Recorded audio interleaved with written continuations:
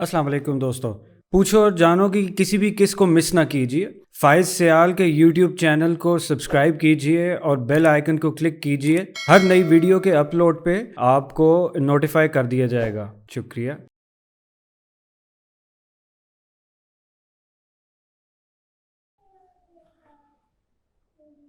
औज़ुबिल्लाहि मिनश्शैतानिर्रजीम बिस्मिल्लाहिर्रहमानिर्रहीम। अच्छा जी, आज का पहला सवाल है कि पावर ऑफ बिलीफ, यानी कि किसी चीज़ पे जो हम यकीन होता है हमारा, उसका हमारी ज़िंदगियों पे क्या असरात हैं और क्या ये वाकई ही काम करता है।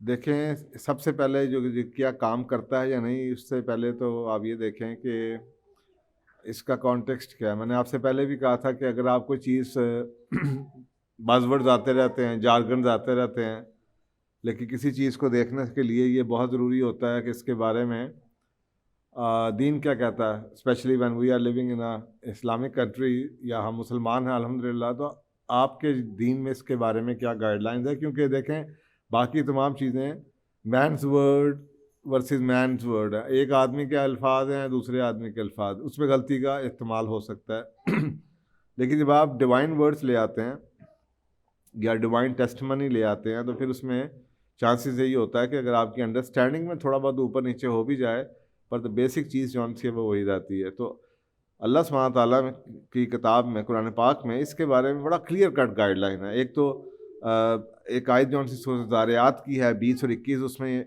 बड़ा क्लियर बताया गया है, वफ़िल अर्द आयातुल लिलमूक़िनीन वफ़ी अनफुसिकुम, कि इसमें ज़मीन में यकीन करने वालों के लिए निशानियां हैं और ख़ुद तुम्हारी नफ्सों में भी। अभी देखें, अल्लाह सुब्हानहू तआला ये नहीं कह रहा कि तुम यकीन निशानियां देखना और यकीन करना।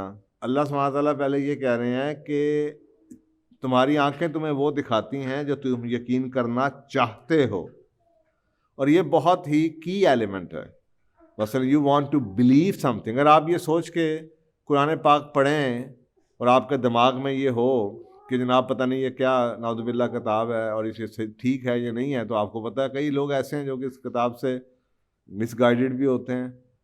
लेकिन अगर आपका यकीन है कि ये अल्लाह की किताब है, जैसे आगाज़ यहाँ से होता है अलिफ लाम मीम ज़ालिकल किताबु ला रैब फीह हुदल लिल मुत्तकीन, कि ये किताब, ये नहीं कहा गया ये मुसलमानों की किताब है।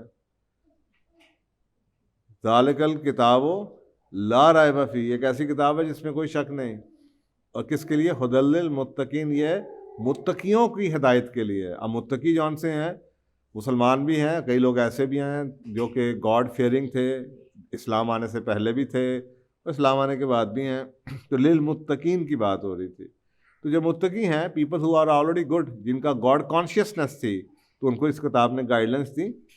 इसी तरीके से जब आप किसी चीज़ पर यकीन कर लेते हैं और आप सोच लेते हैं कि ये ठीक है और मैं देखता हूँ, तो बुनियादी तौर पे वही चीज़ें आपकी आंखें आपको टेस्टिमनीज़ और आपको फैक्ट्स और आपकी आंखों के सामने सबूत भी आने शुरू हो जाते हैं। आगे पीछे लोगों के लिए, अंधों, बाकियों के लिए, इसलिए कुरान पाक में कही है कि कुछ ऐसे भी हैं जो कि अंधे हैं, गूंगे हैं, बहरे हैं। अब वो क्यों कहा जा रहा है? वो इसलिए कहा जा रहा है कि उनकी आंखों के सामने सब कुछ आ जाता है, सुनते भी वो हैं लेकिन उनको समझ नहीं आती। समझ इसलिए नहीं आती, कोई यकीन नहीं है कि वो उनके नज़दीक वो दुनियावी उसके मानी ढूंढते हैं। आज जी मेरा जैक लग गया, जी मेरा जनाब तुक्का लग गया, मेरा जनाब किस्मत अच्छी हो गई, वो ये हो गया, वो हो गया, ऐसा हो गया। वो उस चीज़ के बारे में, बड़ा स्मार्ट आदमी था जी, उसका बड़ा जनाब अच्छा लॉटरी निकल आई जी तो वगैरह वगैरह। तो जब आपका यकीन होता है तो फिर आपको वही चीज़ें, निशानियाँ नज़र आती हैं अल्लाह सुब्हानहू तआला की तरफ से। तो एक तो ये आयत। दूसरी एक बहुत ही पावरफुल आयत है सूरह रात की। सूरह रात की आयत है, इन्नल्लाह ला युगय्यिरु, बेशक ला युगय्यिरु, अल्लाह नहीं बदलेगा।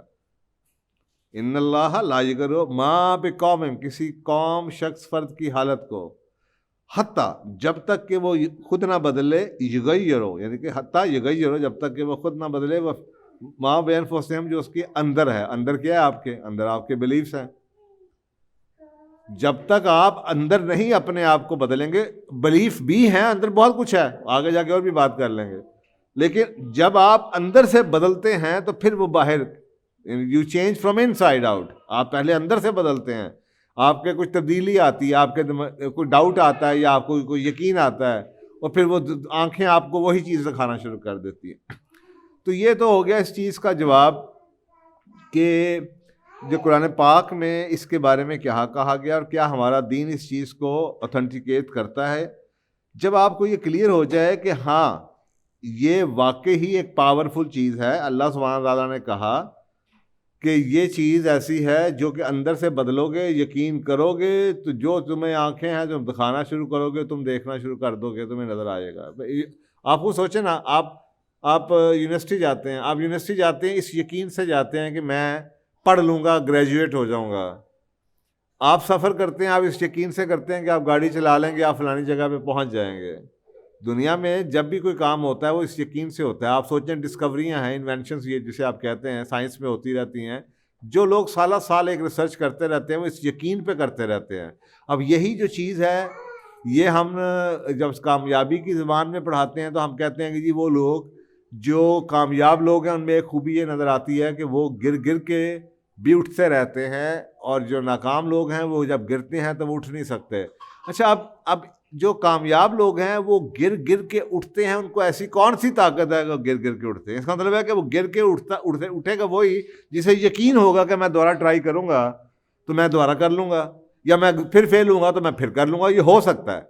आपको सोचें ना, आप 2 दफ़ा एक काम करें, 4 दफ़ा एक काम करें और आप गिरते रहें तो अल्टीमेटली लोग आपको कहना शुरू कर देते हैं यार तुम पागल है, ये तुम क्या कर रहे हो। लेकिन अगर आपको यकीन है तो आप वो काम करते रहते हैं। तो ये जितने भी बाकी सारे हमारे सब्जेक्ट्स निकलते हैं जिसे परसिस्टेंस कहते हैं, और कि जी हम लगे, और ग्रिड का वर्ड यूज़ किया जाता है कि जी एक काम को लगातार साल साल किए जाना, तो ये सारे इसी यकीन की ताकत से निकलते हैं, ये बिलीफ से निकलते हैं। आई बिलीव कि मैं ये हूँ। दुनिया में कहानी शुरू ही वहाँ से होती है कि यू बिलीव, और मैंने इसलिए कहा था 9th हैबिट, यू बिलीव कि आप अल्लाह सुब्हानहू व तआला की तरफ से आए, यू बिलीव कि आप उसके वॉइस आए थे, आप उसके खलीफा थे, यू बिलीव कि अल्लाह ने आपको मौका दिया और आप ये काम कर सकते हैं। दुनिया में हर काम जब नहीं हुआ होता तो नामुमकिन होता है, लेकिन किसी न किसी शख्स का वो यकीन और उसके ऊपर लगातार अनथक मेहनत जब होती रहती है तो वो काम चलता रहता है। अब तो ये हो गया जनाब इसकी अहमियत का। अब आप खुद सोचें इसका हमारी ज़िंदगियों पे क्या असर है। देखिए होता ये है, व्हेन यू बिलीव, ये जैसे एक दरख्त है, एक दरख्त के नीचे उसकी जड़ें होती हैं। अब वो जड़ें आपको नज़र नहीं आ रही होती, आपको सिर्फ नज़र आ रहा है तना जो मिट्टी से ऊपर है, जो सरफेस से ऊपर चीज़ है, नीचे जड़ें हैं। जो जड़ें हैं उसकी जो रूट्स हैं वो नज़र नहीं आती, लेकिन जो भी ऊपर होता है, अब आप देखें ना, अक्सर का आपको लगता है ये दरख्त जल रहा है, इसके पत्ते गिर रहे हैं, तो पता चलता है कि उसकी जड़ों में कीड़ा लग गया है, तो आपको ऊपर से कीड़ा नज़र नहीं आ रहा। इसका मतलब है कि ऊपर जो चीज़ आ रही है वो फ़र्क है और नीचे कुछ और है। नीचे उसके समझें, मैं आपको एक तशबीह दे रहा हूँ कि बिलीफ क्या होते हैं। मैं एक बात कर रहा हूँ, अब आपके सामने ये जो मैं बात कर रहा हूँ, मेरे सारे प्रोग्राम्स में आपको एक चीज़ नज़र आई होगी कि मेरा ईमान है इस चीज़ के ऊपर, रब के ऊपर है, अल्लाह की किताब के ऊपर है। अब ये जो यकीन है, आपको लगेगा कि मेरी जो भी मैं थ्योरी पढ़ाता हूँ, ये जो भी मैं आपसे बात कर रहा हूँ, मैं उस यकीन के ऊपर बिल्ड करता हूँ। तो इसी तरह से एक जैसे दरख्त है, वो दरख्त खड़ा हुआ ऊपर है, उसके ऊपर जनाब तना है, तने के ऊपर शाखें हैं, शाखों के ऊपर पत्ते हैं, लेकिन जो नीचे है जड़, तो समझ लें कि उस तशबीह के अंदर जो जड़ है ना, उसे हम कहते हैं बिलीफ। ये पूरा दरख्त उस जड़ पे, यानी कि मेरी ज़िंदगी का पूरा दरख्त कौन सा है, मेरे यकीन पे, मेरे बिलीफ पे खड़ा हुआ है।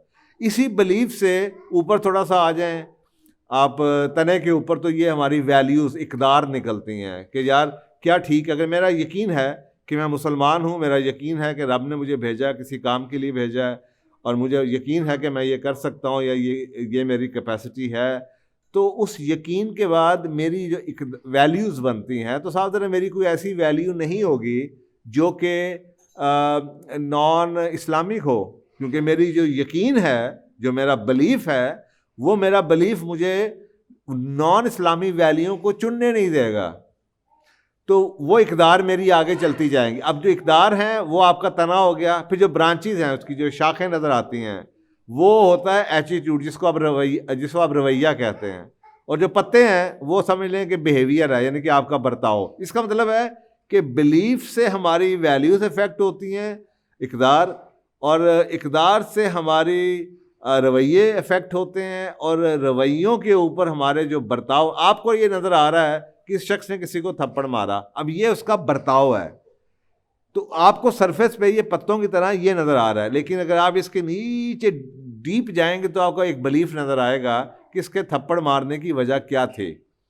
अब आप खुद सोचें कि दुनिया की हर चीज़ के ऊपर अक्सर का लड़ाइयाँ भी बिलीफ की वजह से हो रही होती हैं। यानी कि हमें पता है कि हमारे वालिद साहब हमें कभी लगा भी देते थे, ऊंचा भी बोल देते थे, कभी पनिशमेंट भी मिल जाती थी, लेकिन बिलीफ ये था कि माँ बाप बहुत प्यार करते हैं और बाप का ये हक है और ये बाप हैं। तो उस बिलीफ की वजह से हमने कभी ज़िंदगी में इस चीज़ पे एतराज़ नहीं किया कि या आज की डेट तक कि जी अगर माँ बाप ने सख्ती की तो वो गलत की, हमें उनकी सख्ती नहीं लगती थी। लेकिन जिनके घरों में बिलीफ कुछ और था, जिनके घरों में बाप को उन्होंने एज अ फ्रेंड बनाया हुआ था, हमेशा मैं कहता हूँ कि अच्छा फ्रेंडली फादर होना अच्छी बात है, लेकिन पहले याद रखें कि फ्रेंडली फादर भी तो है, तो वो फादर ही, चाहे वो फ्रेंडली है, तो बेसिक जो चीज़ें हैं उसकी वो देना पड़ता है। तो उनको लगता था हमारे वालिद साहब बहुत सख्त हैं, हमें नहीं लगता था हमारे वालिद साहब सख्त हैं, क्योंकि हमारा बिलीफ ये नहीं था। हमारा बिलीफ था वालिद जो होता है बड़ा होता है, वो उनका तो ये हक होता है। तो आजकल के बच्चे जो उनसे आप उनके सामने ऊंचा भी बोलो तो कहते हैं आप डांट रहे हैं, क्योंकि उनका बिलीफ ये है कि ये बाप है, इसके पास हक नहीं है, ये नाना है, ये दादा है, ये बड़ा है। ये बिलीफ जो उनसे हमारे हैं, ये हमारे बर्ताव तक जाते हैं।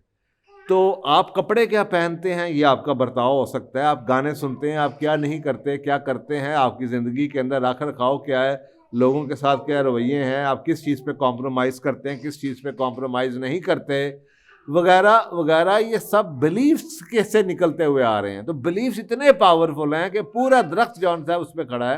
तो ये जो बिलीफ्स हैं, you need to know where, और इसकी बिलीफ की बहुत स्ट्रॉन्ग जो रूट्स आती हैं वो आती हैं आपके फेथ से, आपके फेथ से आती हैं। और क्योंकि दुनिया के अंदर एक बड़ी चेंज आई 100, 150, 200 साल पहले, और जो रिलीजियस इंस्टीट्यूशंस थे वो बहुत पावरफुल हुआ करते थे, तो वो मेरा ख्याल है नहीं भाता था हमारे उन लोगों को जिन्होंने इंडस्ट्रियलाइजेशन के बाद जो फितने करने थे, तो उन्होंने उनको बैक सीट पे फेंक दिया। अब उससे हुआ ये कि लोगों का दीन के साथ कनेक्शन तो कट गया, रिलीजन के साथ तो कनेक्शन कट गया, अब उनके बिलीफ्स लोगों की बेस से बनने शुरू हो गए, एक को देख के, दूसरे को देख के, तीसरे को देख के। तो जो एक पैमाना था उनके पास एक डिवाइन बिलीफ्स का जो फेथ के साथ जुड़ा होता है, वो ख़त्म होना शुरू हो गया। तो ये जब इसकी अहमियत को आप समझ लेते हैं कि इसका सोर्स क्या और ये आता कहाँ से है, तो ये ट्री आपको पता चल गया कि जी एक दरख्त के साथ तशबीह आपने ले ली कि जनाब आपके बर्ताव के नीचे भी आपको एक बिलीफ नज़र आएगा। तो मेरी किताब 1993-94 की रोड टू सक्सेस है, शायरा कामयाबी, उसके अंदर भी मैंने एक एग्जांपल दी हुई है कि एक बेबी एलिफेंट की एग्जांपल देते हैं। जब वो बच्चा एलिफेंट का पैदा होता है, हाथी का बच्चा, तो उसको ना एक चेन से बांध देते हैं, वो बड़ी मोटी सी चेन होती है, और चेन को पीछे दीवार के साथ बांध देते हैं, हुक के साथ। अब वो बच्चा छलांगे मारता रहता है अपनी माँ के पास जाने के लिए, तो उसको जब दिल करता है, जब टाइम होता है, उसी वक्त खाली करते हैं। अब वो सारा दिन छलांगे मारता रहता है, तोड़वाने की कोशिश करता है, और नज़र ये आता है कि आहिस्ता आहिस्ता आहिस्ता उसकी जो कोशिश करने की है ना, कोशिश वो कम होती चली जाती है। अब ये जो कोशिश कम हो रही है वो भी ये कहा जाता है इस वजह से कि उसका बिलीफ बनना शुरू हो जाता है कि मेरी अब जब चेन होगी पाँव में तो मैं हिल नहीं सकता। अच्छा, कुछ ही अरसे के बाद वो बिलीफ इतना पक्का हो जाता है कि यार ये तो नहीं हो सकता। तो जब वो हाथी बड़ा हो जाता है, तो आपने अक्सर कहा देखा होगा चिड़ियाघर के अंदर भी कि जब वो हाथी बड़ा हो जाता है तो उसके पाँव में चेन है, वही चेन जो बचपन में उसके डाली गई थी, वही चेन उसके पास पाँव में डाली होती है। और मज़े की बात है कि दूसरा सिरा उसका खुला होता है, उसके बावजूद हाथी ये सब जब पाँव उठाता है, देखता है कि पाँव में चेन बनी हुई है, तो वो ये बिलीफ उसका कि जी जब भी चेन, बचपन से बड़ा हुआ बिलीफ कि जब भी चेन मेरे पाँव में होगी मैं हिल तो सकता नहीं, तो वो हिलता भी नहीं है। यानी कि एक तो बड़ा हाथी वो ऐसी चेन तोड़ दे, और जबकि चेन खुली भी हुई है लेकिन वो कोशिश ही नहीं करता।